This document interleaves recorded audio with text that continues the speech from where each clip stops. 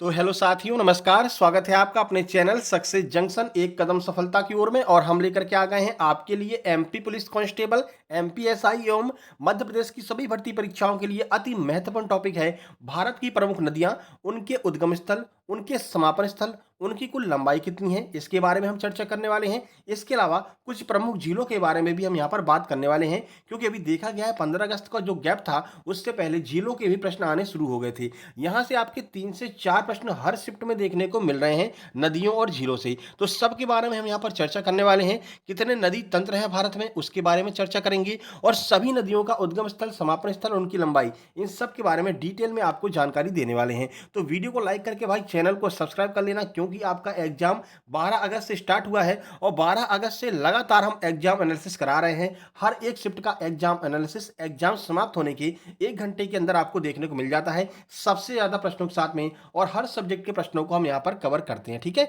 तो चलिए शुरुआत करते हैं। वीडियो को लाइक करके चैनल को सब्सक्राइब करके नोटिफिकेशन बेल जरूर दबा लेना। चलिए सबसे पहले हम यहाँ पर जो आपकी नदी तंत्र है, नदी तंत्रों के बारे में आपको बताएंगे। उसके बाद में कौन सी नदी कहाँ से निकलती है, उसके बाद में कुछ महत्वपूर्ण फैक्ट जो आपके अभी तक एमपी पटवारी, आबकारी, वन रक्षक एवं एमपी पुलिस में पूछे जा चुके हैं नदियों और झीलों से संबंधित, उनको भी हम कवर करने वाले हैं। ठीक है, तो महज 10 से 15 मिनट में आपको सारी जानकारी नदियों के बारे में मिलने वाली है। तो चलिए शुरुआत करते हैं। सबसे पहले हम यहाँ पर सिंधु नदी तंत्र के बारे में आपको बताने वाले हैं। सिंधु नदी तंत्र की अगर हम बात करते हैं तो देख लीजिए, सिंधु नदी तंत्र में सिंधु के साथ साथ उसकी सहायक नदियां सतलज, झेलम, रावी, ब्यास और चिनाब, ये सहायक नदियां जो सिंधु नदी की हैं, ये सिंधु नदी तंत्र के अंतर्गत आती हैं। ठीक है, कभी कभी पूछ लिया था इनमें से कौन सी सिंधु नदी तंत्र के अंतर्गत नहीं आती है, उसमें चंबल, केन, बेतवा दे देंगे तो वो समझ लेना भाई ये तो सिंधु नदी तंत्र के अंतर्गत नहीं है। सिंधु नदी में तो ये 5 नदियां ही आती हैं। ठीक है, तो ये आपको थोड़ा सा दिमाग में रखना है। ठीक है, सिंधु नदी की बात करें तो सिंधु नदी तिब्बत में मानसरोवर झील के निकट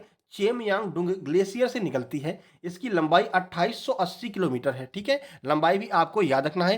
कहां से उद्गम है ये भी आपको याद रखना है, क्योंकि उद्गम भी आपका पूछा जा रहा है। 1960 में भारत पाक के बीच हुए सिंधु जल समझौते के तहत भारत सतलज रावी के 80%, झेलम चिनाब के 20% जल का ही उपयोग कर सकता है। ठीक है, तो आपकी सतलज और रावी है उसके 80% का इस्तेमाल भारत करेगा, और झेलम चिनाब के 20% का इस्तेमाल भारत करेगा। ठीक है, इसके अलावा झेलम नदी की बात कर लेते हैं। तो देखिए, झेलम नदी जो है आपकी शेषनाग झील से निकल करके वुलर झील में जाकर के मिल जाती है। शेषनाग से निकलती है, वुलर में मिल जाती है।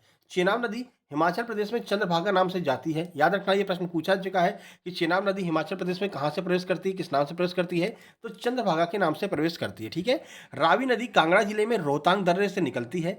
सतलज नदी का उद्गम जो है वो मानसरोवर झील के निकट राक्षस ताल है। ये प्रश्न आपके एमपी पुलिस में अभी पूछा गया है दो दिन पहले वाली शिफ्ट में, कि जो आपका राक्षस ताल से कौन सी नदी का उद्गम होता है, तो सतलज नदी का उद्गम राक्षस ताल से होता है। हमने अपने एग्जाम एनालिसिस में आपको कराया भी है। ठीक है, भाखड़ा नागल जो बांध है वो सतलज नदी पर स्थित है। ये प्रश्न आगे बनेगा कि भाखड़ा नागल बांध किस नदी पर है, तो सतलज नदी पर स्थित है। ठीक है, कपूरथला के निकट ब्यास नदी भी जाकर के सतलज में मिल जाती है। ठीक है, तो ये आपका सिंधु नदी तंत्र का शॉर्ट में हमने आपको जानकारी दे दी। परेशान मत होइए, लास्ट में हर एक नदी कहां से निकलती है, कहां जाती है, सबके बारे में आपको हम बताने वाले हैं। ठीक है, एक साथ में कवर कर लेंगे सबको।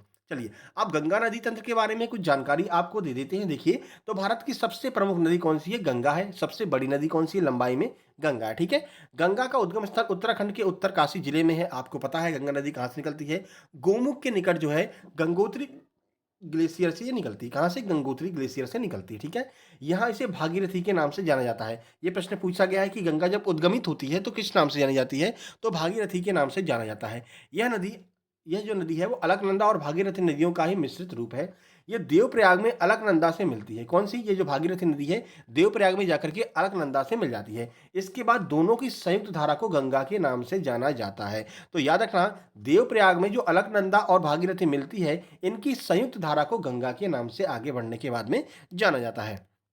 इनके मध्य हिमालय व लघु हिमालय को काट करके सकरे महाखंड गार्ज का निर्माण किया है। ये दोनों नदियां क्या करती हैं, हिमालय और जो आपका लघु हिमालय है इसको काट देती हैं, और जो सकरे महाखंड होते हैं, यानी कि बड़े बड़े जो गड्ढे होते हैं उनका निर्माण ये करती हैं, ठीक है। या उत्तराखंड में हरिद्वार के निकट मैदानी भाग में प्रवेश करती हैं। तो ये प्रश्न पूछा जा चुका है एसएससी में कि गंगा कहाँ से मैदानी भाग में प्रवेश करती है, तो उत्तराखंड के निकट जो हरिद्वार है वहां से मैदानी भाग में प्रवेश करती है। यहीं से इसकी स्पीड बहुत तेज हो जाती है, ठीक है। गंगा नदी की सर्वाधिक लंबाई उत्तर प्रदेश में है, ये याद रखना। कहाँ पर सबसे ज्यादा लंबाई है, तो उत्तर प्रदेश में सर्वाधिक गंगा की लंबाई है। आगे चल के ये भागीरथी या हुगली नाम की दो वितरिकाओं में बढ़ जाती है, यानी एक तरफ तो भागीरथी निकल जाती है और एक तरफ आपका हुगली बन के निकल जाती है। गंगा का ये दोनों रूप है, ठीक है। गंगा नदी बांग्लादेश में पद्मा के नाम से जानी जाती है। ये बहुत ही फेवरेट प्रश्न है व्यापम का कि बांग्लादेश में गंगा को किस नाम से जाना जाता है, तो पद्मा के नाम से जाना जाता है, ठीक है। गंगा की सर्वप्रमुख सहायक नदी कौन सी है, तो गंगा की सर्वप्रमुख सहायक नदी यमुना है, जो कि गढ़वाल जिले के टिहरी में स्थित यमुनोत्री जो आपका तंत्र है यहाँ से निकलती है। यमुनोत्री हिमनद से निकलती है कौन सी, यमुना। फिलहाल थोड़ा सा ध्यान दे लीजिए, बाकी लास्ट में तो हम आपको कराने वाले हैं सब कुछ, ही कौन कहाँ से निकलता है।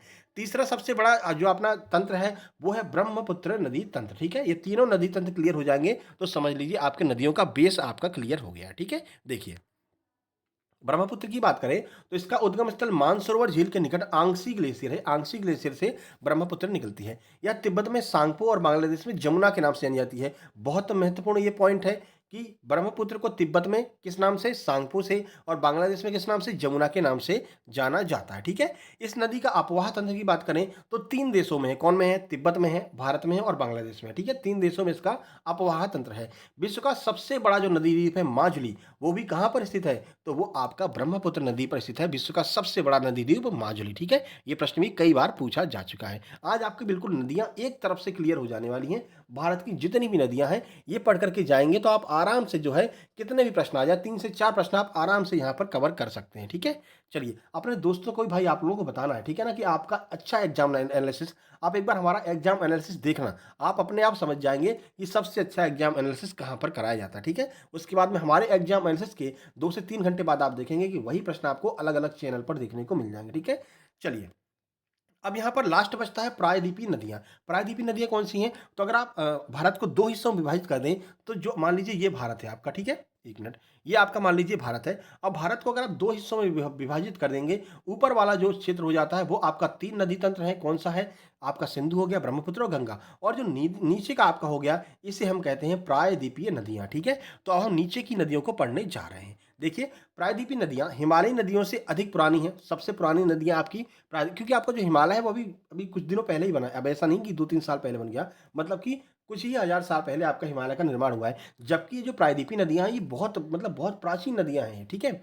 इसलिए इन नदियों के ढाल काफी मंद हैं। अब जो जैसे आप मान लीजिए किसी की एज बढ़ती जाती है तो क्या बुढ़ापा आता जाता है, तो क्या होता है कि शरीर कमजोर होता जाता है। वही काम यहाँ पर है। इन नदियों ये नदियाँ बहुत पुरानी हैं इसलिए इनके ढाल कमजोर है और इनकी गति जो है वो थोड़ी सी कम होती है। और ये क्या है, केवल वर्षा जल पर निर्भर रहती हैं। यानी कि देखिए आपकी अगर गंगा वंगा है तो गंगा नदियां हैं, ब्रह्मपुत्र नदियां हैं, इनको तो भाई ग्लेशियर मिल जाते हैं, हिमालय से अपना पानी लेकर के आती हैं। हिमालय पे बड़े बड़े ग्लेशियर हैं, वो पिघलते रहते हैं, इनमें पानी आता रहता है। लेकिन ये जो नदियां हैं प्रायद्वीपीय नदियां, यहाँ पर तो पहाड़ ही पहाड़ है, यहाँ पर तो कोई हिमालय कोई बर्फ है ही नहीं। इस वजह से जो वर्षा का जल होता है वही इनमें एकत्रित होता है, इसी के आश्रय ये जो नदियां रहती हैं, ठीक है।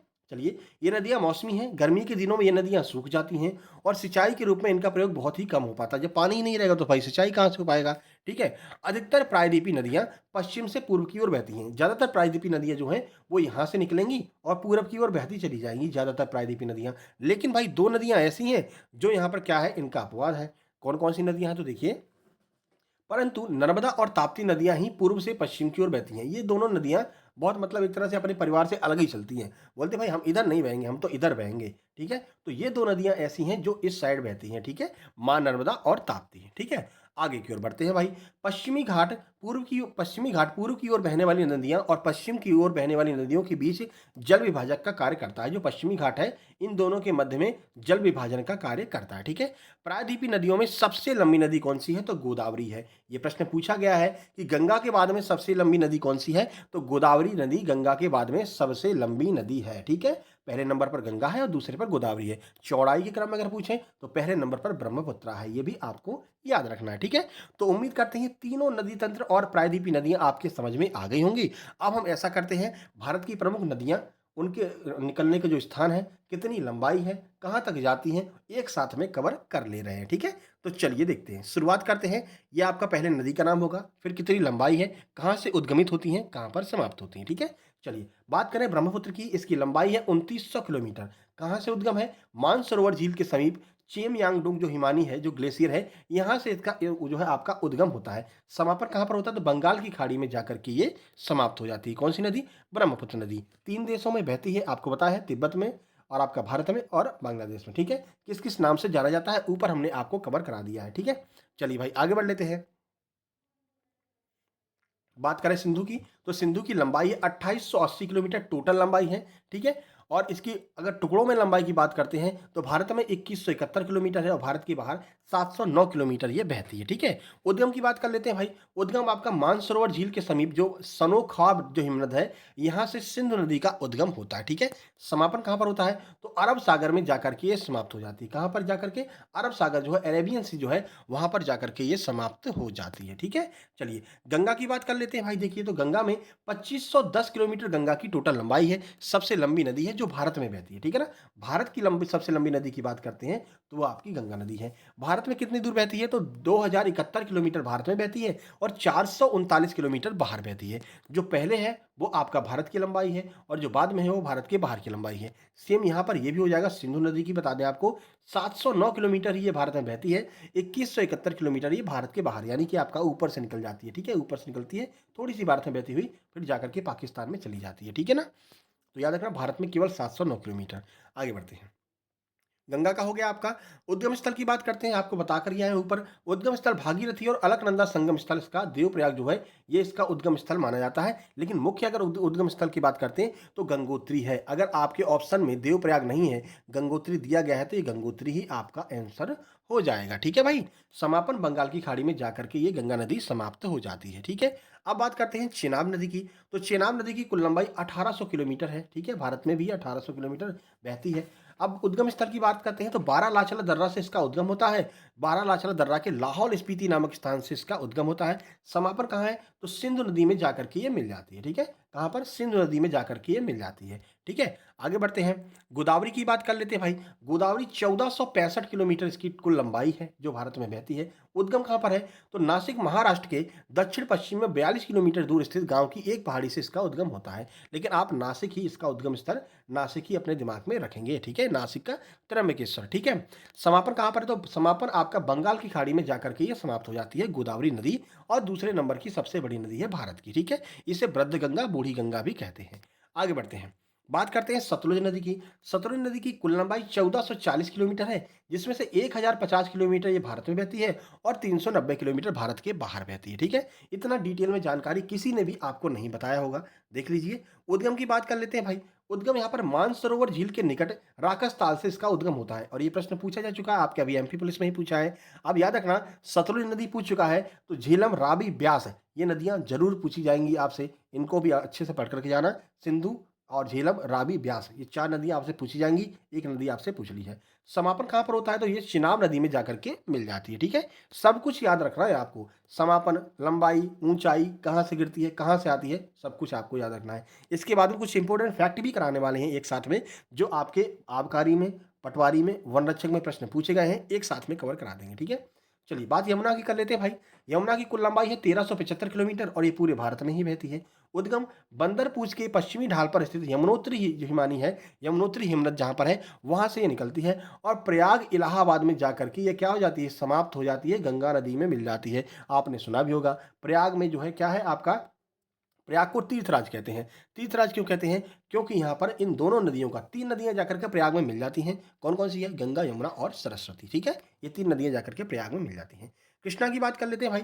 कृष्णा है 1327, लंबाई इसकी जो है 1327 किलोमीटर है। उद्गम कहाँ पर है? तो महाबलेश्वर के समीप पश्चिमी घाट के पहाड़ों से इसका उद्गम होता है। महाबलेश्वर से निकलती है कौन? कृष्णा नदी। ठीक है, समापन कहाँ पर है? तो बंगाल की खाड़ी में जाकर के ये समाप्त हो जाती है। ठीक है, आगे बढ़ते हैं। कृष्णा नदी भी पूछी जा चुकी है। ठीक है, चलिए नर्मदा की बात कर लेते हैं भाई।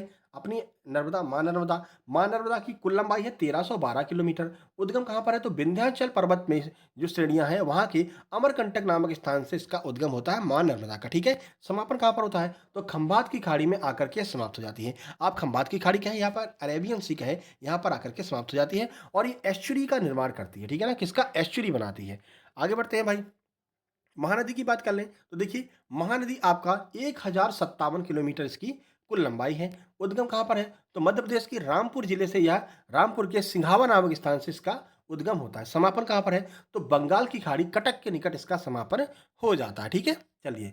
और अब ताप्ती की बात कर ले तो ताप्ती आपको पता है मध्य प्रदेश के मुल्ताई नामक स्थान से निकलती है और आपके नर्मदा के समांतर बहती हुई अरेबियन सी में जाकर के गिर जाती है, ये भी आपको पता है। ठीक है, चलिए घाघरा की बात कर लेते हैं।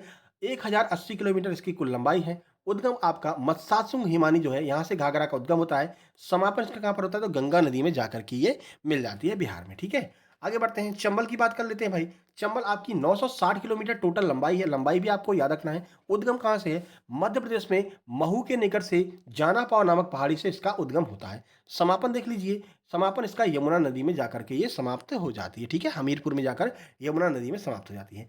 बात कावेरी की करते हैं भाई। कावेरी की कुल लंबाई 805 किलोमीटर।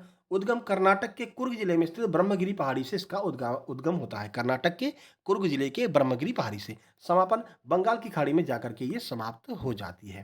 चलिए सोन नदी की बात कर लेते हैं। 780 किलोमीटर टोटल इसकी लंबाई है। उद्गम कहाँ पर है? अमरकंटक की पहाड़ियों से इसका उद्गम होता है। समापन कहाँ पर है? तो गंगा नदी में जाकर के मिल जाती है। कहाँ पर? सोनपुर बिहार में जाकर गंगा नदी में ये मिल जाती है। ठीक है, चलिए कोसी की बात करते हैं भाई। 730 किलोमीटर इसकी कुल लंबाई है कोसी की। उद्गम गोसाई धाम चोटी के उत्तर में इसका उद्गम है। समापन कहाँ पर है? तो गंगा नदी में जाकर के ये कोसी मिल जाती है। सबसे ज्यादा अपना दिशा परिवर्तन करने वाली नदी कौन सी है? कोसी है। कोसी को ही बिहार का शोक भी कहा जाता है। ठीक है, चलिए झीलम की बात करें। 725 किलोमीटर झीलम की कुल लंबाई है। उद्गम की बात करते हैं तो बैरीनाग जो कश्मीर के समीप शेषनाग नामक झील है, बैरीनाग जो कश्मीर के समीप में है और वहाँ की जो शेषनाग झील है यहाँ से इसका उद्गम होता है झेलम का। ठीक है, समापन चिनाब नदी में जाकर के झेलम मिल जाती है। ये भी आपको याद रखना है, आगे ये प्रश्न जरूर बनेगा। ठीक है, स्टार मार्क कर लेना इस पे। रावी की बात करते हैं। 720 किलोमीटर टोटल लंबाई है। उद्गम कांगड़ा जिले में रोहतांग दर्रे के समीप से इसका उद्गम होता है और चिनाब नदी में जाकर के ये रावी नदी मिल जाती है। ठीक है, आगे बढ़ते हैं भाई। ताप्ती की बात कर लें, अभी बताया ही आपको। ताप्ती 724 किलोमीटर टोटल इसकी लंबाई है। उद्गम बैतूल जिले के मुल्ताई नामक स्थान से इसका उद्गम होता है। समापन खंबात की खाड़ी या फिर अरब सागर में जाकर के इसका समापन हो जाता है और आपका नर्मदा के जो है समानांतर ये नदियां बहती है। रामगंगा की बात करें, 690 किलोमीटर कुल लंबाई है रामगंगा नदी की। उद्गम है नैनीताल के निकट एक हिमनद है, वहां से इसका उद्गम होता है। समापन कहाँ पर है? तो गंगा नदी में जाकर के रामगंगा मिल जाती है। ठीक है, माही नदी की बात कर लें भाई। 560 किलोमीटर टोटल इसकी लंबाई है। उद्गम कहाँ पर है? तो विंध्याचल पर्वत श्रेणी से इसका उद्गम होता है माही का। समापन कहाँ पर है? तो खंबात की खाड़ी में जाकर के ये समाप्त हो जाती है, यानी कि अरबियन सी में। ठीक है, घग्गर की बात करते हैं। 494 किलोमीटर कुल लंबाई है। उद्गम कालका के समीप हिमालय से इसका उद्गम होता है। समापन हनुमानगढ़ नामक जो स्थान है राजस्थान में, वहां पर इसका समापन हो जाता है घग्गर नदी का। ठीक है, आगे बढ़ते हैं। बेतवा की बात करते हैं। एमपी की महत्वपूर्ण नदी बेतवा। 480 किलोमीटर टोटल लंबाई है। उद्गम है विंध्याचल पर्वत। समापन कहाँ पर है? तो यमुना नदी में जाकर के ये मिल जाती है। ब्यास की बात करते हैं। ये ब्यास वाला याद रखना, आगे पूछा जाएगा एमपी पुलिस में। 470 किलोमीटर कुल लंबाई है। उद्गम है रोहतांग दर्रे के समीप जो ताल है वहां से इसका उद्गम होता है। समापन कहाँ पर है? तो सतलुज नदी में जाकर के ये ब्यास नदी मिल जाती है। ठीक है, आगे बढ़ते हैं। लूनी नदी ये पूछी जा चुकी है आपके एमपी पुलिस में। लूनी नदी कुल लंबाई 450 किलोमीटर। अजमेर जिले में स्थित नाग पहाड़ से इसका उद्गम होता है और कच्छ के रण में जाकर के ये समाप्त हो जाती है। प्रश्न पूछा गया है कि लूनी नदी कहाँ पर जाकर समाप्त हो जाती है? तो कच्छ के रण में जाकर के समाप्त हो जाती है एमपी पुलिस के अभी 2 दिन पहले वाले पेपर में, ये थर्ड शिफ्ट में पूछा गया था। ठीक है, चलिए भाई गंडक की बात कर लेते हैं। 425 किलोमीटर इसकी लंबाई है गंडक की। उद्गम नेपाल से है, समापन गंगा नदी में है। एक भी प्रश्न आपका बाहर नहीं जाएगा, अगर आप ये पूरी वीडियो देख लेंगे तो नदियों और झीलों का एक भी प्रश्न बाहर नहीं जाएगा। साबरमती की बात कर लेते हैं। देखिए तो साबरमती की कुल लंबाई 416 किलोमीटर। उद्गम कहाँ पर है? उदयपुर जिले में दक्षिण पश्चिमी भाग जो अरावली पर्वत है वहां से इसका उद्गम है। समापन कच्छ के रण क्षेत्र में जाकर के ये समाप्त हो जाती है। ठीक है, चलिए अब देखिए नदियों से संबंधित कुछ महत्वपूर्ण फैक्ट हैं जिनके बारे में हम आपको बताने वाले हैं। ये वो फैक्ट हैं जो आपके आबकारी एग्जाम, पटवारी एग्जाम और वन रक्षक एग्जाम, इन तीनों एग्जाम में पूछे गए हैं उन्हीं फैक्ट को हमने यहाँ पर एक साथ कवर कर लिया है, क्योंकि काफ़ी सारे प्रश्न अगर रिपीट हो रहे हैं तो यही प्रश्न आपसे आगे पूछे जाएंगे। देखिए, दक्षिण भारत की नदियों का लंबाई क्रम आपसे पूछा गया था आबकारी के एग्जाम में। तो सबसे लंबी नदी गोदावरी है, फिर कृष्णा है, फिर महानदी है, फिर नर्मदा है और फिर कावेरी है। ठीक है, ये आपको लंबाई क्रम याद रखना है। ऐसे ही लंबाई क्रम आपका पूछा गया था आबकारी के एग्जाम में। ठीक है, आगे बढ़ते हैं। भारत की सबसे बड़ी झील कौन सी है? तो चिल्का झील जो है वो सबसे बड़ी झील है भारत की। ये भी एमपी पुलिस में ही पूछा गया है दो या तीन दिन पहले वाले एग्जाम में। अगर आप हमारा एग्जाम एनालिसिस लगातार देख रहे होंगे तो बहुत सारे प्रश्न आपको यहाँ से खुद ही देखने को मिल जाएंगे। उन प्रश्नों को हमने खुद कवर किया। ठीक है, चिल्का झील किस आपके राज्य में है? तो ओडिशा में स्थित है चिल्का झील। यहीं पर ओलिव रिडले कछुए पाए जाते हैं। याद रखना, प्रश्न बनेगा ओलिव रिडले कछुए कहाँ पर पाए जाते हैं? तो ओडिशा में चिल्का झील में पाए जाते हैं। ठीक है, चिल्का झील किस प्रकार की झील है? तो लैगून झील है। प्रश्न बना था कि भारत की सबसे बड़ी खारे पानी की झील कौन सी है? तो वो आपकी चिल्का झील है। खारे पानी की जो झीलें होती हैं उन्हें लैगून झील कहा जाता है। ये भी आपको याद रखना है। पूर्वोत्तर भारत में मीठे पानी की सबसे बड़ी झील कौन सी है? अब ये मीठे पानी की वैसे सबसे बड़ी झील तो आपकी वुलर झील है, लेकिन पूर्वोत्तर भारत की बात की जा रही है, यानी कि नॉर्थ ईस्ट की। तो नॉर्थ ईस्ट में सबसे बड़ी कौन सी है? लोकटक झील है। ठीक है, लोकटक झील सबसे बड़ी झील है का। और इसमें क्या होता है, संगाई हिरण जो है वो यहाँ पर पाए जाते हैं। ठीक है, लोकटक झील। आगे बढ़ते हैं, और मणिपुर में है। कैसे याद रखना, आपको बताया था हमने। मणि क्या होती है? मणि लोकटक, देखिए यहाँ पर है, अगला प्रश्न है ये। लोकटक झील किस राज्य में है? तो लोकटक झील जो है मणिपुर में है। ठीक है, अब मान लीजिए आपने अंगूठी पहन रखी है, आपकी अंगूठी नीचे गिरी, नीचे गिरी फर्श पर, कैसी आवाज आई? टक की आवाज आई, टक की आवाज आई। अंगूठी में आपके मणि लगी थी, वो मणि निकल करके फैल गई तो टक की आवाज आई। क्यों? क्योंकि वो मणि नीचे गिरी थी। तो मणिपुर में कौन सी झील है? लोकटक झील है। ठीक है, ऐसे आप याद रख सकते हैं। कौन सी प्रायद्वीपीय नदियां एस्चुरी बनाती हैं? तो कल भी आपको बताया था, नर्मदा। प्रायद्वीपीय नदियां नर्मदा हो गई, ताप्ती हो गई, मांडवी। ये तीनों जो प्रायद्वीपीय नदियां हैं ये एस्चुरी बनाती हैं। उत्तर भारत की नदियों की बात करते हैं तो एक नदी है साबरमती, ये भी आपकी एस्चुरी का निर्माण करती है। ये प्रश्न पूछ लिया जाता है। नर्मदा, ताप्ती और मांडवी तो सबको याद रहता है, मांडवी गोवा की नदी है, लेकिन साबरमती नहीं याद रहता। साबरमती भी एस्चुरी का निर्माण करती है। कृष्णा और कावेरी के बीच में कौन सा बेसिन स्थित है? तो याद रखना, पेन्नार बेसिन जो है वो कृष्णा कावेरी के बीच में स्थित है। एमपी पटवारी में पूछा गया है। जयमंगली और चित्रावती किसकी सहायक नदियां हैं? तो पेन्नार नदी की सहायक नदियां हैं। देखिए, दक्षिण भारत की जो नदियां हैं यहाँ इस पर आप लोग ज्यादा ध्यान नहीं देते हैं। और व्यापम क्या कर रहा है, यहीं से आपसे प्रश्न पूछ रहा है दक्षिण भारत की नदियों से। बताइए इसकी सहायक नदी कौन सी है, कौन सी झील कहाँ पर है, और दक्षिण भारत की सबसे बड़ी नदी, दक्षिण भारत की बूढ़ी गंगा, ये सब आपसे पूछा जाता है। ठीक है, महाराष्ट्र की लोनार झील किस प्रकार की झील है? तो ये आपकी क्रेटर झील है। एक क्रेटर गिरने की वजह से इस झील का निर्माण हुआ था, इसलिए इसे क्रेटर कहते हैं। मतलब कि एक आपका उल्का पिंड गिर गया था जिससे कि क्रेटर का निर्माण हो गया था, इसलिए इसे क्रेटर झील भी कहते हैं। ठीक है, आगे बढ़िए। कावेरी नदी किन राज्यों से होकर के बहती है? राज्यों का नाम पूछा है, ये प्रश्न पूछा जा चुका है कावेरी नदी का। तो कर्नाटक, केरल, तमिलनाडु। प्रश्न बना था इनमें से किस जगह से आपकी कावेरी नदी नहीं गुजरती है? तो आपका मुंबई दिया गया था, मुंबई आपका आंसर हो जाता। ठीक है, बाकी कर्नाटक, केरल और तमिलनाडु से होकर के ये नदी गुजरती है। आगे बढ़िए, ये एमपी पुलिस में पूछा गया है 2-3 दिन पहले। भारत की मीठे पानी की सबसे बड़ी झील कौन सी है? बुलर झील है। अभी कल वाले ही एग्जाम में पूछा गया, हमने एग्जाम एनालिसिस कराया था, कल तो 15 अगस्त था, 14 अगस्त वाले एग्जाम में पूछा गया। ठीक है, एग्जाम एनालिसिस आप जरूर देखा कीजिए। इस वीडियो के अंत में दोनों 14 अगस्त वाले दोनों शिफ्ट के एग्जाम एनालिसिस को हम यहाँ पर टैग कर देंगे। ठीक है, इससे पहले हम आपका जो लोक नृत्य हैं उनकी वीडियो बना चुके हैं, लोक नृत्य वाली वीडियो जरूर देख लेना। इसके अलावा पादप जगत का वर्गीकरण, आपका टेरिडोफाइटा क्या है और आपका ब्रायोफाइटा क्या है, इन सब पर भी वीडियो बना चुके हैं। ठीक है, वो सारी वीडियो आपको देख करके जाना है। जो लार्ज टॉपिक कवर कर रहा है व्यापम, ज़्यादातर प्रश्न यहाँ से पूछा जा रहा है, उन आपके टॉपिक को हम कवर कर रहे हैं। ठीक है, बार बार मार्ग परिवर्तन तथा बाढ़ लाने के लिए भारत की सर्वाधिक प्रसिद्ध नदी कौन सी है? तो कोसी नदी है, जो सबसे ज्यादा जो है बाढ़ लेकर के आती है और मार्ग परिवर्तन करती है। कोसी नदी को बिहार का शोक भी कहा जाता है। दामोदर किसकी सहायक नदी है? तो भाई दामोदर हुगली की सहायक नदी है, इसे बंगाल का शोक कहा जाता है, याद रखना। ठीक है, असोम और पश्चिम बंगाल की सीमा कौन सी नदी बनाती है? तो संकोसी नदी। ये आपका पटवारी में पूछा गया था, कौन सी नदी असम और पश्चिम बंगाल की सीमा का निर्धारण करती है? तो संकोसी नदी, फिर संकोच नदी भी कहते हैं। अमरकंटक से के पहाड़ से कौन कौन सी नदी निकलती हैं? तो अमरकंटक से सोन, नर्मदा, महानदी, ये तीनों नदियां अमरकंटक से निकलती हैं। ठीक है, गुजरात में ताप्ती नदी पर मानव निर्मित झील कौन सी है? तो उकाई झील है, जो आपकी गुजरात में ताप्ती नदी पर स्थित है। ठीक है, ये मानवों के द्वारा बनवाई गई कृत्रिम झील है। ठीक है, आगे बढ़ते हैं भाई। हैदराबाद और सिकंदराबाद के बीच में कौन सी झील स्थित है? तो हुसैन सागर झील जो है वो हैदराबाद और सिकंदराबाद के बीच में स्थित है। झीलों वाले प्रश्न भी इसी में कवर कर ले रहे हैं। हमने उस दिन ही आपसे कहा था 14 अगस्त को एग्जाम एनालिसिस में कि झील और नदियों की वीडियो एक साथ लाएंगे और लोक नृत्य की वीडियो अलग से लाएंगे। तो लोक नृत्य की अपलोड कर दी है, झील और नदियों की हम करा रहे हैं। ठीक है। बद्रीनाथ का प्रसिद्ध मंदिर किस नदी के तट पर है? तो अलकनंदा नदी के तट पर है बद्रीनाथ का प्रसिद्ध मंदिर। ठीक है। पश्चिमी चंपारण जिले में त्रिवेणी नहर में किस नदी से पानी आता है? तो गंडक नदी से पानी आता है पश्चिमी चंपारण के त्रिवेणी नहर में। ठीक है। ये बहुत डीप प्रश्न हैं जो आपसे पूछे गए हैं। ये प्रश्न आप लोग नहीं कर पाते हैं क्योंकि आप पढ़ते ही नहीं है ऐसे प्रश्न डीपली वाले, और एक एक नंबर आपके लिए महत्वपूर्ण है। ठीक है ना। देखिए, बूलर झील किस प्रकार की झील है? तो बूलर झील जो है वो गोखुर झील है। याद रखना, ये प्रश्न पूछा जाएगा किस कैसी झील है, तो गोखुर झील है। देखिए, आप रिटर्न में जितने नंबर खींच लेंगे आपको फिजिकल में उतनी कम मेहनत करनी पड़ेगी। भाई फिजिकल में एक एक नंबर के लिए ना समझ लीजिए आपको 2 लीटर पसीना बहाना पड़ेगा, तब वो एक नंबर आपको मिलेगा। और यहाँ पर आपको बस थोड़ी सी तैयारी करनी है, 1 से 2 नंबर आप प्राप्त कर लेंगे। ठीक है। तो आप डिसाइड कीजिए, आप फिजिकल में नंबर के लिए मेहनत करना चाहते हैं या यहाँ पर थोड़ा सा दिमाग लगा करके हमारी सारी वीडियो देख करके 4 से 5 नंबर एक्स्ट्रा ज्ञान करना चाहते हैं। ये 4 से 5 नंबर लेने में फिजिकल में आपको घंटों लग जाएंगे, महीनों लग जाएंगे तैयारी करने में, तब ये 4 से 5 एक्स्ट्रा नंबर आपको मिल पाएंगे भाई। ठीक है। चलिए, दामोदर नदी कहाँ से निकलती है? तो छोटा नागपुर के पहाड़ से दामोदर नदी निकलती है। स्टेनले जलाशय किस नदी पर स्थित है? कावेरी नदी तमिलनाडु पर स्टेनले जलाशय स्थित है। ठीक है। आगे बढ़ते हैं भाई। वेलिंगटन द्वीप किस झील में स्थित है? तो वेम्बनाथ झील जो केरल में है, इसी में जो है वेलिंगटन द्वीप स्थित है, इस झील में। ठीक है।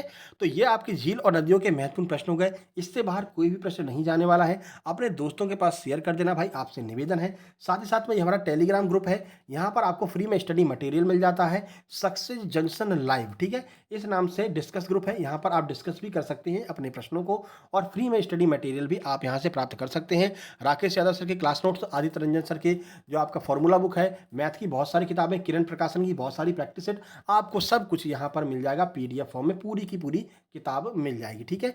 और ये हमारा ऑफिशियल टेलीग्राम चैनल है, जहाँ पर आपको डेली एग्जाम एनालिसिस और जो हम वीडियो आपको कराए हैं उसकी पीडीएफ आपको यहाँ पर मिलेगी। ठीक है।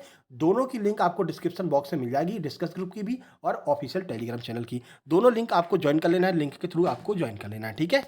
चलिए, अब भाई इतना हमने आपके लिए कर दिया। अब ये आपका फर्ज बनता है, वीडियो को लाइक करेंगे, शेयर करेंगे अपने दोस्तों के पास में, जो भी आगे एग्जाम देने जा रहा है एमपीएसआई का या फिर महिला पर्यवेक्षक का या फिर वर्ग 2 का। ठीक है। और सब्सक्राइब करके नोटिफिकेशन बेल भी जरूर दबा लेंगे। चलिए, जल्द ही मिलते हैं अपना फर्स्ट शिफ्ट का एग्जाम एनालिसिस। जैसे ही एग्जाम खत्म होता है 10:30 बजे, 11:30 से 12 बजे के बीच में आपको फर्स्ट शिफ्ट का एग्जाम एनालिसिस सबसे ज़्यादा प्रश्नों के साथ में देखने को मिल जाएगा। ठीक है। तो मिलते हैं। आपका अगली किसी भी शिफ्ट में एग्जाम है, आपसे हाथ जोड़कर निवेदन है, इस नंबर पर अपने प्रश्नों को जरूर से जरूर अपने नाम के साथ में सेंड करना। और अगर आप चाहते हैं कि हम आपका नाम नहीं बोलें तो आप कमेंट भी कर सकते हैं कि सर मेरा नाम मत लीजिएगा, लेकिन प्रश्न ये रहे। ठीक है। चलिए, जल्द ही मिलते हैं एग्जाम एनालिसिस में, तब तक के लिए नमस्कार।